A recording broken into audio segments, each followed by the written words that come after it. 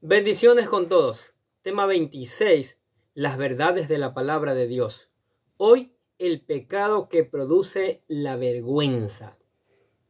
Y utilizamos Génesis capítulo 3, versículo del 7 al 8.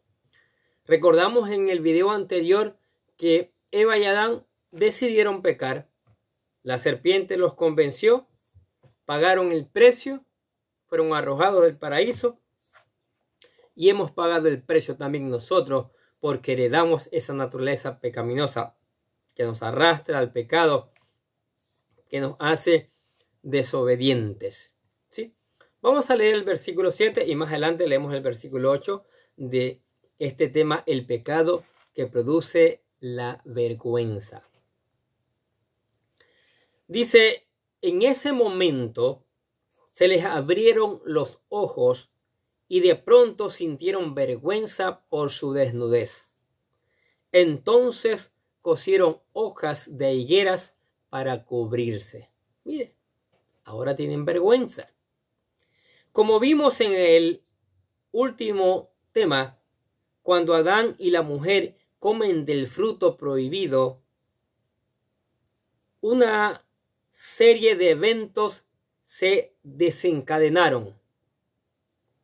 Inmediatamente, la conciencia de culpabilidad apareció denotando que ellos habían quebrantado el mandamiento de Dios.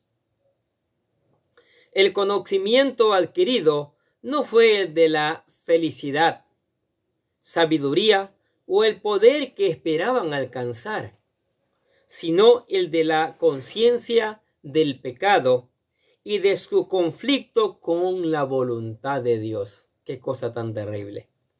El resultado del pecado es la vergüenza. La vergüenza fue un sentimiento completamente nuevo que nunca antes había experimentado Adán y Eva. Estaban desnudos y no sentían vergüenza. Ahora la frase se le abrieron los ojos, no los ojos de su cuerpo, sino los de su mente. Esto se refiere a su conciencia. Antes del pecado original, Adán y su esposa no tenían conciencia.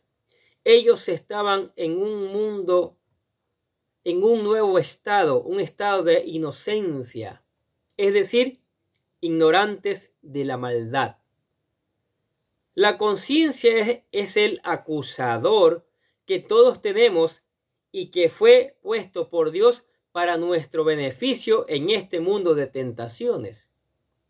Lo peor que alguien puede hacer para tranquilizar a una conciencia culpable es tratar de eliminar el sentimiento por medios externos como el alcohol, las drogas, mantener la mente ocupada, etc. Pero que al final no eliminan la causa de raíz. La solución es simple. Pida perdón a Dios y a las personas afectadas, tomando las medidas necesarias para corregir sus malas acciones. Sí. Dios nos da la conciencia para discernir entre lo bueno y lo malo. Con ello, Él escribe sus leyes en nuestros corazones. Así es. Por ejemplo, Salmos capítulo 130, versículo 4 dice, pero en ti hallamos perdón, para que seas reverenciado. Tito capítulo 1, versículo 15 dice, todo es puro para los puros de corazón. En cambio, para los corruptos e incrédulos, nada es puro, porque tienen la mente y la conciencia corrompidas. ¿Qué les parece? Interesante, ¿no? La conciencia es otra prueba más de la mano creadora de Dios. Esa voz interna que desde nuestra alma nos dice la ley moral de Dios. Y depende de nosotros el seguirla o no. Las ideas de evolución que el mundo nos quiere inculcar no pueden explicar la existencia de la conciencia. Solo Dios es el creador del ser humano. La frase sintieron vergüenza por su desnudez. La promesa de la serpiente de tener un conocimiento avanzado de las cosas agradables, provechosas y útiles, como esperaban, más bien resultó en sentir vergüenza por su desnudez y en cosas muy desagradables y angustiantes atrajeron la ruina y la destrucción sobre sí mismos. Sus ojos se abrieron para ver que habían sido engañados por Satanás, que habían roto el mandamiento de Dios e incurrieron en el sagrado de su Creador y benefactor. Así es. Vieron también las bendiciones y privilegios que habían perdido, la comunión con Dios, el dominio de las criaturas, la pureza y la santidad de su naturaleza. Esto cambió su estado de inocencia, representado por la vergüenza de su desnudez, lo contrario a lo que tenían en el capítulo anterior, ¿se acuerda? Cuando no habían pecado. Ahora tienen vergüenza. El pecado produce la vergüenza. Génesis capítulo 2, versículo 25 dice: y aunque Adán y su mujer andaban desnudos, no se avergonzaban de andar así. No era problema para ellos, no era pecado. Ahora da vergüenza por causa de la desobediencia, por causa del pecado. Nuestros primeros padres eran completamente santos y perfectos cuando fueron creados. Ellos caminaban y hablaban con Dios regularmente y tan naturalmente como cuando caminaban y hablaban entre sí. Ellos confiaban en Dios para todo y no tenían ansiedad, preocupación, dolor, frustraciones o angustias. Pero el pecado cambió todo esto, les trajo la muerte espiritual y sus almas perdieron a Dios y a su espíritu. ¡Qué tragedia! ¡Qué lamentable! Obviamente la persecución de Génesis capítulo 2, versículo 17, sin duda morirás, dice el texto, trajo la muerte espiritual instantánea de Adán y de la mujer, e iniciaron el deterioro de sus cuerpos hasta que alcanzaron la muerte física. En capítulo 5 de Génesis hablan de la muerte de Eva y Adán. En la Biblia se escriben 3 etapas de la muerte. Hablemos de eso porque es importante. Con la muerte espiritual, la persona se encuentra separada de Dios. O sea, muerte, la parte espiritual. Somos tripartitos, cuerpo, alma y espíritu. Ellos en ese momento murió la parte espiritual. Ya no tenían comunión, relación con Dios. Primero, la muerte espiritual. La humanidad heredó esta muerte de Adán y Eva después del pecado original, como dice Romanos 5:12. Por eso la humanidad nace en el pecado con una muerte espiritual y necesita nacer de nuevo para recibir el Espíritu Santo que nos da la semilla de la vida espiritual. Dice Romanos capítulo 5 versículo 12, cuando Adán pecó, el pecado entró en el mundo. El pecado de Adán introdujo la muerte, de modo que la muerte se extendió a todos, porque todos pecaron. Y Génesis capítulo 2, versículo 13 dice, ustedes estaban muertos, Colosenses, dije Génesis, Colosenses capítulo 2, versículo 13, ustedes estaban muertos a causa de sus pecados y porque aún no les habían quitado la naturaleza pecaminosa. Entonces Dios les dio vida en Cristo al perdonar todos nuestros pecados. ¡Qué maravilloso! En Cristo se vuelve nuevamente a la vida espiritual. En Cristo nuevamente podemos comunicarnos con Dios. 2. La muerte física. La muerte de nuestro cuerpo es cuando el cuerpo se separa del alma y del espíritu. Adán murió físicamente a los 930 años. Génesis capítulo 5, versículo 5 dice, Adán vivió 930 años y después murió. 3. La muerte eterna, la llamada la segunda muerte, e incluye a las dos anteriores. Apocalipsis capítulo 20, versículo 6 dice: benditos y santos son aquellos que forman parte de la primera resurrección, porque la segunda muerte no tiene ningún poder sobre ellos, sino que serán sacerdotes de Dios y de Cristo, y reinarán con él durante 1000 años. Y Apocalipsis capítulo 21, versículo 8 dice: pero los cobardes, los incrédulos, los corruptos, los asesinos, los que cometen inmoralidad sexual, los que practican la brujería, los que rinden culto a ídolos y todos los mentirosos tendrán su destino en el lago de fuego que arde con azufre. Esta es la segunda muerte. Más adelante veremos que Adán y Eva fueron expulsados del jardín del Edén, que simboliza la presencia de Dios y representa la muerte, la separación de Dios, y sus ojos fueron abiertos para ver su desnudez, culpa y vergüenza. ¿Qué cosa? La frase entonces cosieron hojas de higuera para cubrirse. Esta acción es significativa porque Adán y su esposa no confesaron el pecado. En su lugar, intentaron cubrirlo con hojas de higuera.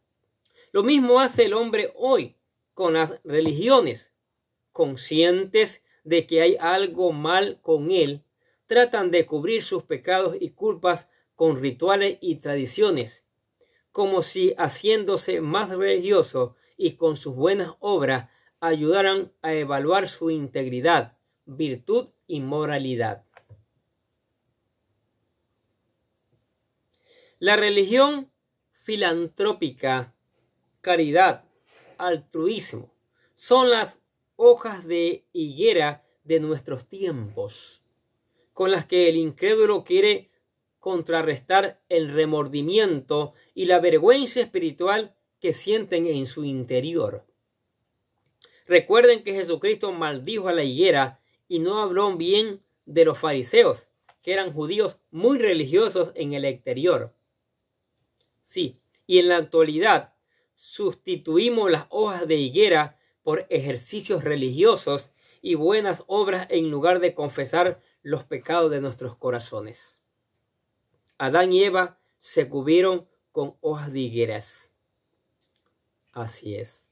Mateo capítulo 21, versículo 19 dice: en eso Jesús vio una higuera cerca del camino y se acercó a ella, pero al no hallar en ella nada más que hojas, le dijo: nunca más vuelvas a dar fruto. Y al instante la higuera se secó. Mateo capítulo 23, versículo del 5 al 6. Jesús dijo: todo lo que hacen los fariseos es para aparentar. En los brazos se ponen anchas cajas de oración con versículos de la Escritura y usan túnicas con borlas muy largas, y les encanta sentarse en la mesa principal en los banquetes y ocupar los asientos de honor en las sinagogas. Mire cuáles son las hojas de higuera de nuestros tiempos. La religión es algo externo que los hombres siguen por engaños del diablo, transformándolos de afuera hacia adentro. Y qué polémica. La gente muere diciendo: yo soy de esta religión, mis padres nacieron aquí y yo no me cambio de religión.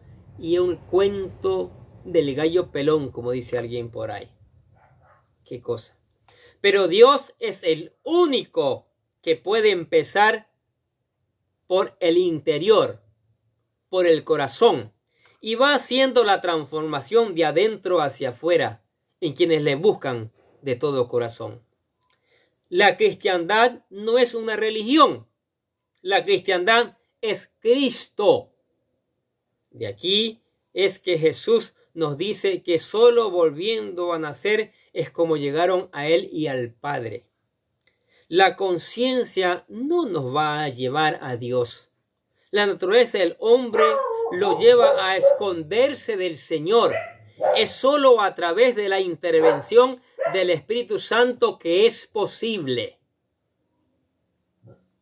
Juan capítulo 3 versículos 5 y 8 dijo: Jesús le contestó a Nicodemo: te digo la verdad, nadie puede entrar en el reino de Dios si no nace de agua y del Espíritu.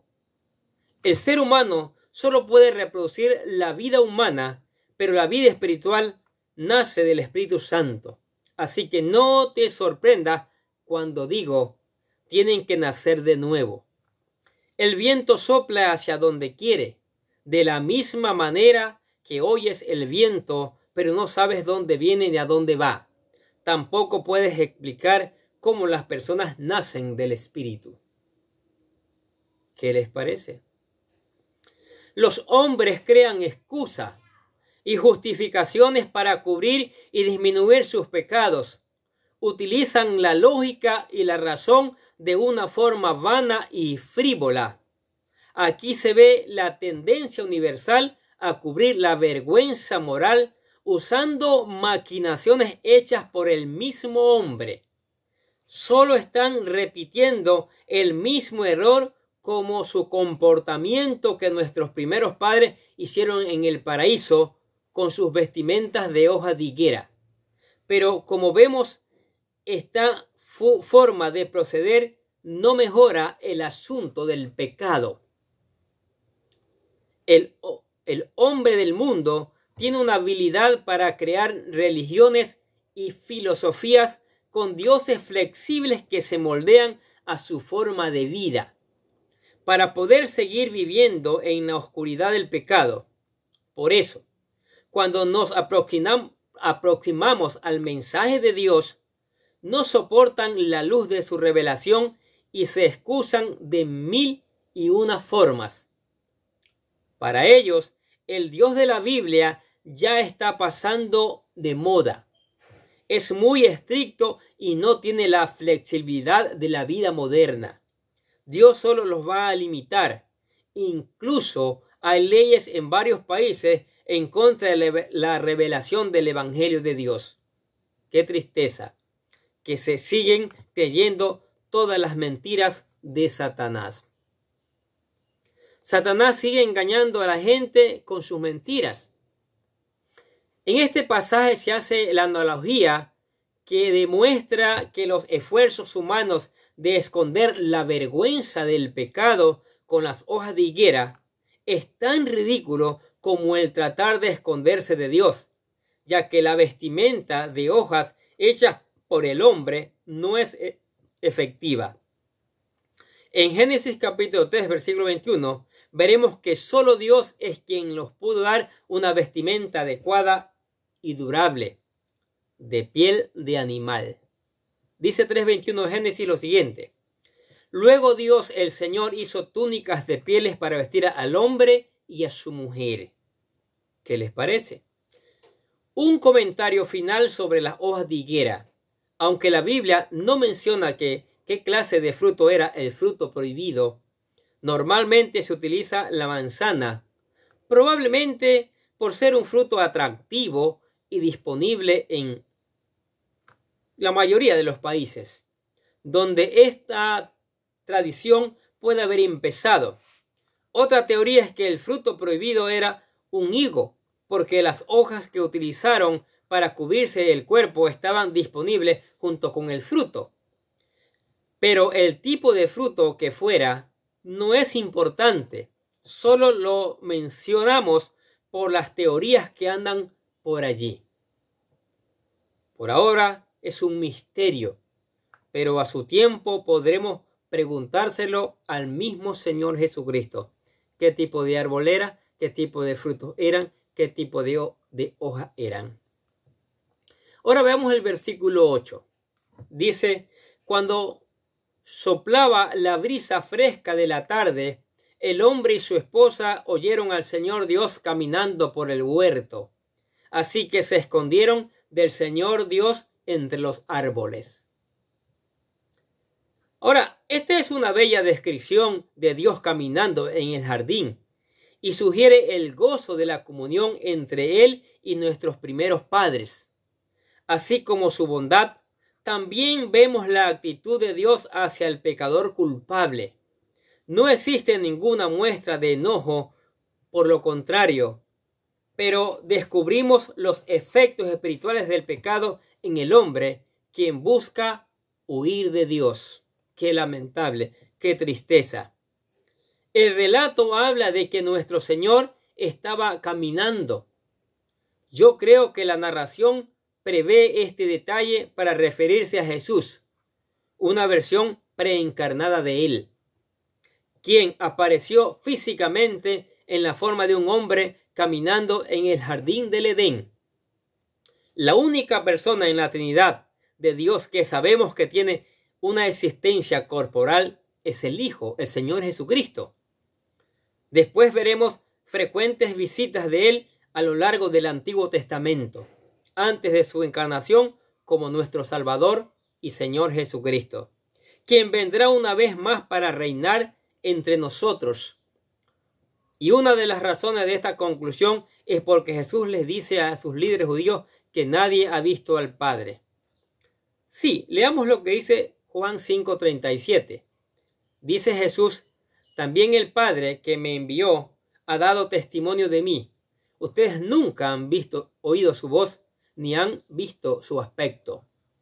Juan capítulo 4, versículo 24 dice Jesús: pues Dios es espíritu, por eso todos los que lo adoran deben hacerlo en espíritu y verdad.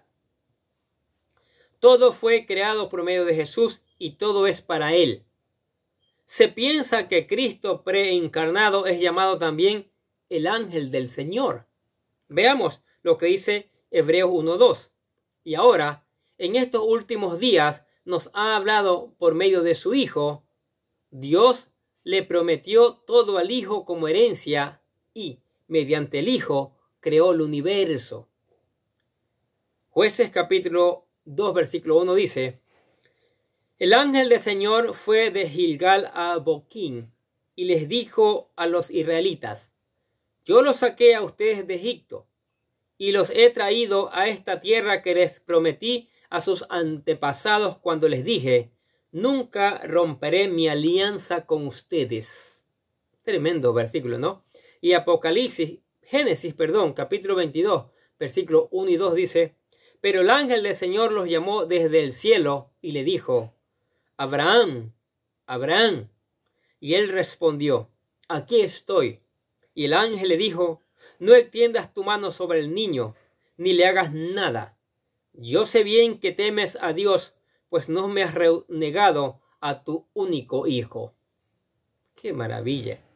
La expresión caminar con Dios o andar con Dios es utilizada en Génesis para mostrar la conducta de rectitud de los héroes que incluyen a Enoc, Noé y Abraham. Después, para la nación de Israel, Dios demandó santidad y obediencia para que él pudiera continuar caminando con su gente. Es triste ver cómo la pareja que quería ser como Dios, luego estuvieron temerosos de estar con él y también de caminar con el Señor. Qué cosa más triste, ¿no? Génesis 48:15 dice: luego bendijo a José en las siguientes palabras: que el Dios delante del cual caminaron mi abuelo Abraham y mi padre Isaac, el Dios que ha sido pastor toda mi vida hasta el día de hoy. Y Génesis capítulo 6, versículo 9 dice: Noé era un hombre justo, en sus acciones fue perfecto, pues siempre anduvo con Dios. ¿Qué les parece? Maravilloso. Ahora, la frase se escondieron del Señor Dios. La tragedia del pecado ya se puede observar tanto en la separación emocional y física entre Dios y su creación. Isaías capítulo 59, versículo 2 dice: son sus pecados los que han separado de Dios.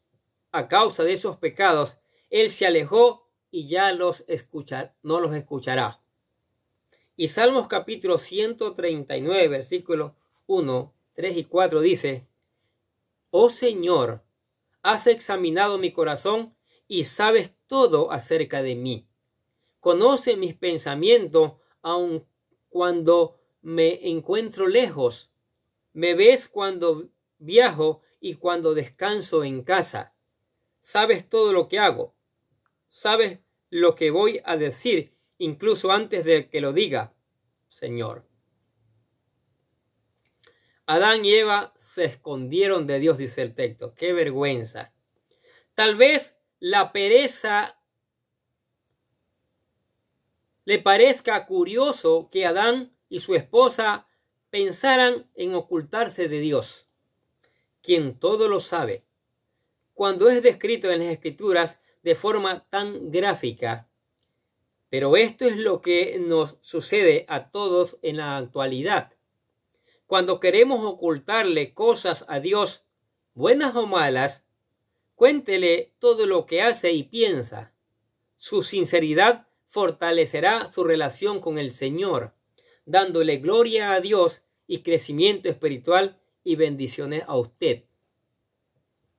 Ahora, la sensación de vergüenza, remordimiento, miedo, aunque el cargo de conciencia y el sentimiento de culpa que habían sido desconocidos hasta entonces por Adán y la mujer, provocaron que no solo buscaran el cubrir su desnudez, sino que los impulsó a huir de la presencia de su soberano, por el temor a su juicio, en lugar de acercarse a Dios buscando su misericordia y perdón.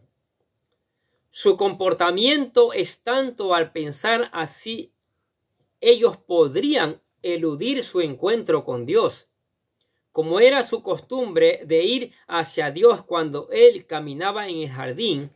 Ahora su conciencia los convierte en cobardes, y como niños que hicieron algo malo, se esconden tras los árboles. El impulso de esconderse de la presencia del Señor es comparable a lo que dice Apocalipsis capítulo 6, versículo 16. Ponga el asunto. Y gritaban a las montañas y a las rocas, caigan sobre nosotros y escondennos del rostro de aquel que se sienta en el trono y de la ira del Cordero. Él no vino como juez para examinar y condenar a los que desobedecieron su mandamiento. La respuesta de Dios es inmediata. Él va a redimirnos utilizando esta experiencia del pecado que afecta a nuestros cuerpos para que regresemos a Él. No como estábamos originalmente, ignorando de la maldad en el jardín del Edén, sino como sus hijos en rectitud, justicia, santidad y vestidos en su gloria, con el Espíritu Santo. Romanos capítulo 8, versículo 23 dice, y los creyentes también gemimos, aunque tenemos al Espíritu Santo en nosotros como una muestra anticipada de la gloria futura, porque anhelamos que nuestro cuerpo sea liberado del pecado y el sufrimiento. Nosotros también deseamos con una esperanza ferviente que llegue el día en que Dios nos dé todos nuestros derechos como sus hijos adoptivos, incluido el nuevo cuerpo que nos ha prometido. Con un nuevo cuerpo, mira lo que dice 2 Corintios capítulo 5 versículo 4. Mientras vivimos en este cuerpo terrenal, gemimos y suspiramos. Pero no es que querramos morir y deshacernos de este cuerpo que nos viste. Más bien, queremos ponernos nuestro cuerpo nuevo para que este cuerpo que muere sea consumido por la vida. Pero Jesús nos muestra su infinito amor en su sacrificio para contrarrestar las filosofías de Satanás. Mire lo que dice Filipenses capítulo 2 versículo 7. En cambio, renunció a sus privilegios divinos, adoptó la humilde posición de un esclavo y nació como un ser humano cuando apareció en forma de hombre. Y después de toda esta depuración en el plan de Dios, el pecado, la muerte y la tristeza dejarán de existir y estaremos con Él en la eternidad. Apocalipsis capítulo 22 versículo 3 dice, ya no habrá más maldición sobre ninguna cosa, porque allí estará el trono de Dios y del Cordero, y sus siervos lo adorarán. ¿Qué les parece estas maravillosas verdades de la palabra de Dios? Si usted quiere ser un nuevo cuerpo, quiere recuperar la vida espiritual, conectarse nuevamente con Dios, tiene que entregar su corazón al Señor, su corazón y vida. Y nosotros aquí le presentamos la oración de fe para que usted se convierta en un verdadero hijo de Dios. Repítala con todo su corazón, que dice así: querido Dios, sé que soy un pecador y que nada de lo que hago puede hacerme ganar el cielo o la vida eterna. Creo que Jesucristo murió por mí, derramando su sangre para lavar todos mis pecados para ser redimido, y que se levantó de la tumba al tercer día. Ahora mismo lo recibo como mi Salvador personal, confiando solamente en Él como mi único camino al cielo. Señor Jesús, séllame y lléname con tu Espíritu Santo y escribe mi nombre en el libro de la vida para ser salvo. Si usted aceptó a Cristo, lea la palabra todos los días, deje que el Espíritu Santo le enseñe, busque obedecerla, aplicarla y después predicarla a otros. Tenga tiempos de oración, tiempos de alabanza y venga a la iglesia para juntos seguir aprendiendo estas maravillosas verdades. Oremos. Padre, te damos gracias por tu gran amor, gracias por tu palabra que nos enseña las verdades. Gracias, Señor, porque nos has prometido, a pesar del pecado, darnos nuevamente en Jesucristo la vida espiritual y un cuerpo nuevo, Señor. Demostrando cuánto amas a tu creación, demostrando cuánto quieres que vayamos contigo a la eternidad, Señor.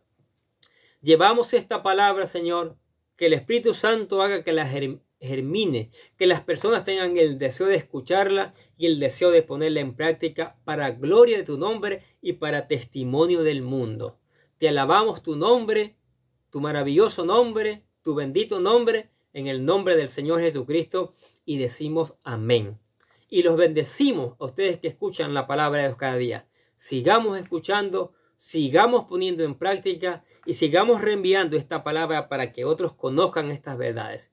Nosotros desde acá les deseamos que tengan un día, pero lleno de bendiciones.